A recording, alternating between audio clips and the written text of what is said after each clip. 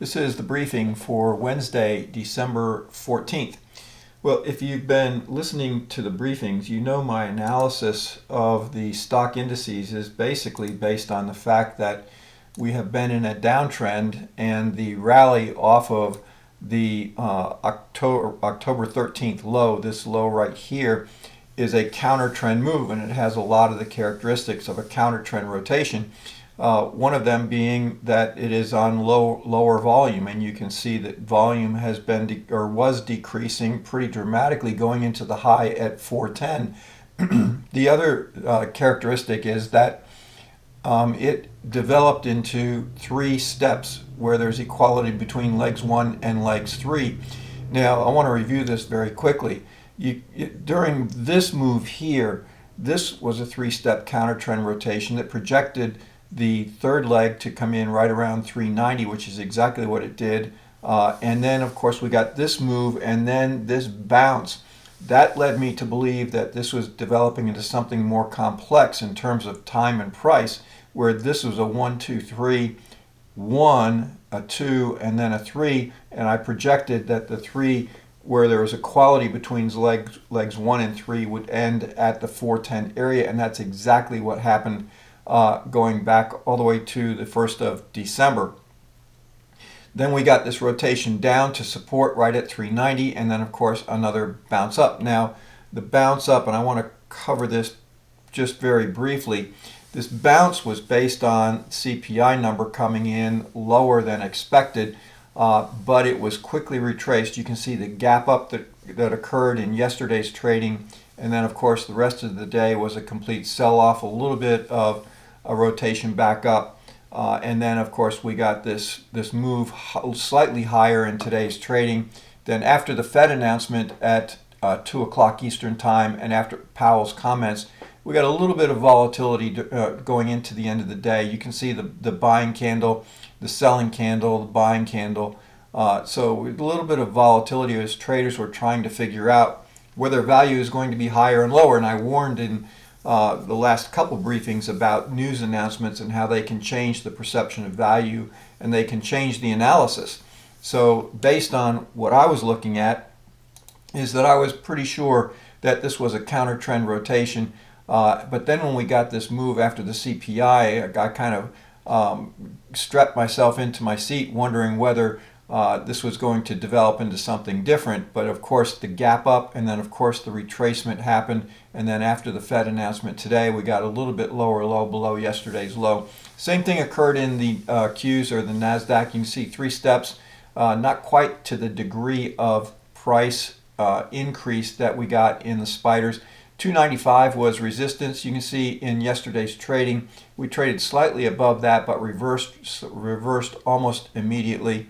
And then, of course, we had a slightly lower low in today's trading. The Dow Industrial is still holding up a little bit better. This is the diamonds representing the industrials. I'm looking at this level right around the 335 level in the diamonds to potentially look for short opportunities there.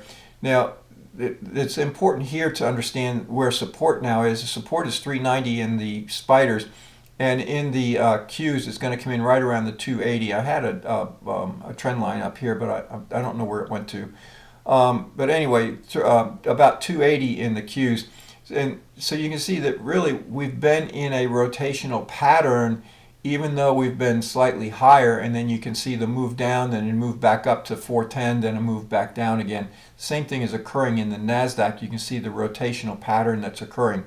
It's going to be important now to understand that these resistance and support levels are now critical with the news announcements out of the way, at least for the short term.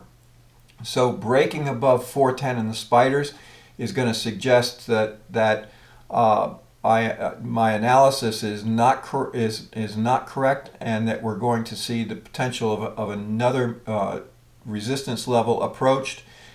Breaking 390 would suggest then that the higher probability is I am correct, and we're going to see lower levels of support tested, and potentially another leg to the downside.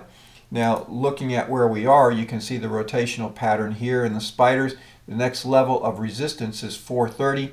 If we were to close above 410 on any day, and I'm talking about 410 not exactly at 410, but within a short area of 410, that would suggest the higher probability of testing 430. And then, of course, breaking 390 is going to open up the potential test of 370 up to about the 372, 373 area. And then below that is, of course, this low from October 13th, right around 348. So this area is just really important right now. Now, a lot of times after a news event like we had both yesterday and today, traders will go home and they'll try to determine whether value is going to be higher or lower. So I would suggest that tomorrow is going to be a really important day in terms of price development. So if we trade through 410 and close above it, significantly above it, that would then suggest that this is a rotational pattern. This is not corrective, but we are just in a rotational pattern, and 430 is the next upside resistance. Breaking through 390 is going to open up the higher probability that I am correct, at least with my analysis right now, that this is a three-step counter-trend move and we're in the process of developing another leg to the downside. Now, I mentioned this a lot of times during the briefings, but when you do an analysis like this, you come up with a higher probability of one event occurring over another, and you analyze the information the market gives you, and then you can determine which event is the higher probability. But there's never a 100% possibility. So there's always a lower probability that something else is going to happen. So as I sit here and I look at this for my own trading, I still have to hold out the higher probabilities. This is three-step counter-trend rotation, and I think we're going to see a break of 390.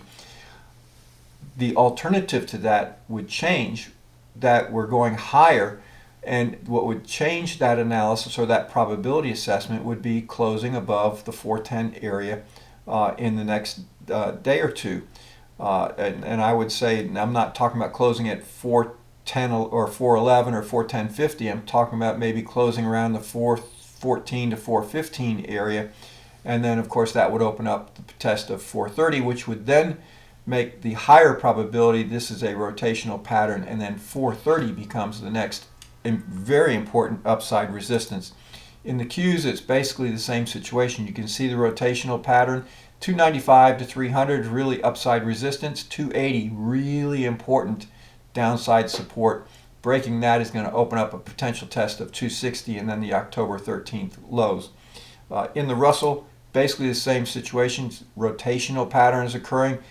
Russell giving a little bit more weakness. You can see it closed right at the 180 area, but support is at 178. So I usually keep a pretty good eye and sometimes trade the Russell, especially if it starts to show weakness before the other indices.